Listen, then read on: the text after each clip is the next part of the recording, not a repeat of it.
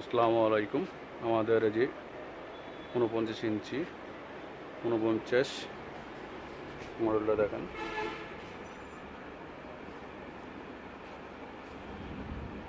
SLE49U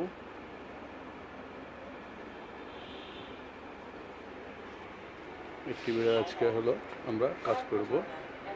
কাজ হলো দাগ পড়ছে দেখেন, এই যে আমাদের প্যানেলের দাগ। হ্যাঁ, এই প্যানেল দাগটা আমরা সারবো এখন। কীভাবে সারবো সেটা আপনাদেরকে দেখাচ্ছি। এই প্যানেল দাগগুলোও সারা যায় টেকন থেকে। হ্যাঁ, দেখেন তাহলে আমরা প্যানেল দাগটা কীভাবে সারছি। আমরা নাসিম ভাই টিভিটা শুয়ে দেন, এক সমস্যা নেই। আপনার সমস্যা নাই ভাই, আমার কাছে কোনো জিনিস না না, দাঁড়ান দেখেন না আপনি। এই যে আমরা টেকন বোর্ড আছে, টেকন বোর্ড থেকে কাজ করব। টিভিটা পাওয়ার অফ করে দিলাম। টেকন বোর্ডের আমরা কাজ করব কীভাবে। আমাদের বাম সাইডের রেবন আছে, রেবন থেকে আমরা খুলে দিলাম। খুলে দেওয়ার পর আমরা একটা সেম রেবনেই টেপ মেরে রেখেছি। এখান থেকে 9 থেকে 13 নম্বর পিন, 9 নম্বর থেকে 13 নম্বর পিন পর্যন্ত বাদ দিয়েছি। 9 থেকে করে 13 নম্বর পিন। তাহলে আমরা 4টা পিন বাদ দিয়ে দিচ্ছি। দেখেন, এই 4টা পিন আমরা বাদ দিয়ে দিলাম, দিয়ে আমরা এটা সারবো।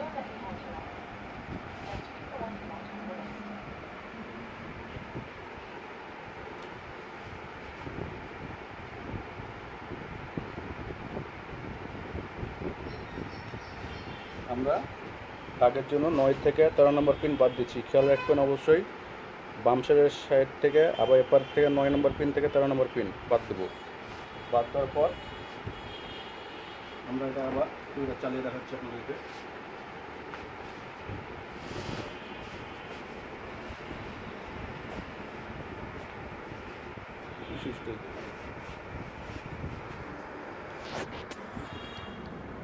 লাল লাইট লীলে যে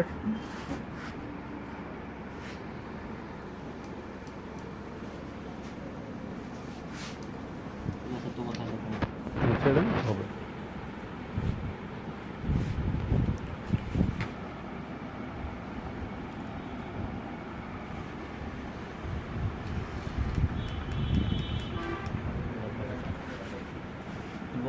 আমি বলছি তাকে বলতে এই যে আমাদের টিভিটা রানিং করলাম। দেখেন আমাদের টিভির এখানে কোনো দাগ নাই, আমাদের দাগটা ক্লিয়ার হয়ে গেছে।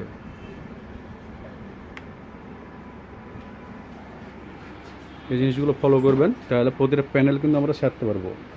আমাদের খাটনি কিন্তু খুবই কম প্যানেল সারার জন্য। প্যানেল সারতে সময় লাগছে খুবই কম, কিন্তু এটা আমি অনেক গবেষণা করি বসতে থেকে যে করতে কোন পিনে কী কাজ করে, যার কারণে আমি এসব পারি আর কি। আপনারা চেষ্টা করলেও আপনারাও পারবেন। হ্যাঁ,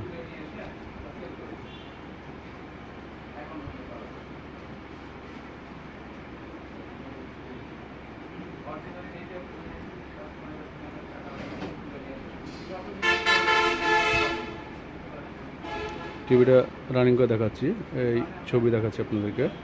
ছবিটা দেখেন, এই যে আমাদের টিভিতে কোথাও কোনো দাগ নাই। আমরা হোমে চলে গেলাম, বাবা এখানে কোনো দাগ নাই।